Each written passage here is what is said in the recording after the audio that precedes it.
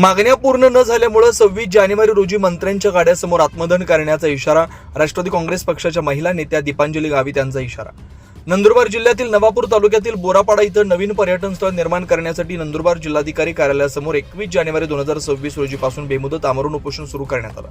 मात्र अद्याप प्रशासनानं कुठलीही दखल न घेतल्यामुळे राष्ट्रवादी महिला काँग्रेस पक्षाचे श्रीमती दीपांजली डी गावित यांनी 26 जानेवारी रोजी मंत्र्यांच्या ताफ्यासमोर आत्मदहन करण्याच्या यावेळी जिल्हाधिकारी यांनी पाठवलेल्या अधिकाऱ्यांच्या समोर उत्तर दिलं. तसेच जोपर्यंत आमच्या मागण्या पूर्ण होत नाहीत तोपर्यंत आमचं आंदोलन उपोषण सुरू राहील असं उत्तर आंदोलकांनी दिलं.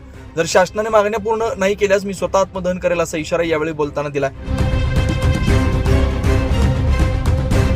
काल दिनांक 21 रोजीपासून आज 22 रोजी आज दुसरा दिवस आहे. कालचा पहिला दिवस होता, आजचा दुसरा दिवस आहे. आम्ही बेमुदत उपोषणाला बसलेलो आहोत. आमची एकच मागणी आहे की बोरपाडा या गावाला रायंगण प्रकल्प म्हणून ज्याला ओळखलं जातं, आमच्या बोरपाडा या गावात पर्यटन निर्माण व्हावं आणि या पर्यटनामुळे अनेक लोकांची रोजीरोटी उपलब्ध होईल. लोक रोजगारासाठी बाहेर पलायन करणार नाही, मुलांचं शिक्षण जे आहे ते स्थगित होणार नाही, या दृष्टिकोनातून आम्ही ही मागणी केलेली आहे. परंतु मागील 7 महिन्यापासून आमचे प्रशासन फिरवाफिरव करत आहे, पळवापळव करत आहे. प्रशासन एकमेकांवर ढकलण्याचं काम करत आहे. तर हे कुठेतरी थांबावं आणि आमचा प्रकल्प हा मंजूर होऊन आम्हाला, आमच्या लोकांना, आमच्या आदिवासी बांधवांना रोजगार निर्माण करून देण्यात यावा अशी आग्रहपूर्वक विनंती प्रशासनाला केलेली आहे.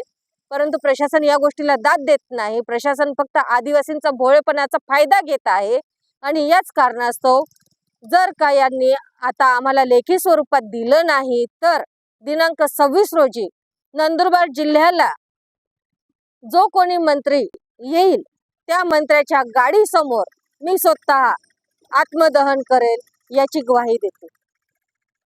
ते म्हणतायत की होऊन जाईल, पण आम्हाला तोंडी आश्वासन नकोय ना, आम्हाला लेखी आश्वासन हवंय. जोपर्यंत लेखी आश्वासन देणार नाही, आश्वासन नकोय, आम्हाला काम पाहिजे. लेखी पण आश्वासन मध्ये नकोय. खरोखर काम करणार असाल तर लेखी द्या, अन्यथा आम्ही उपोषण सोडत नाही.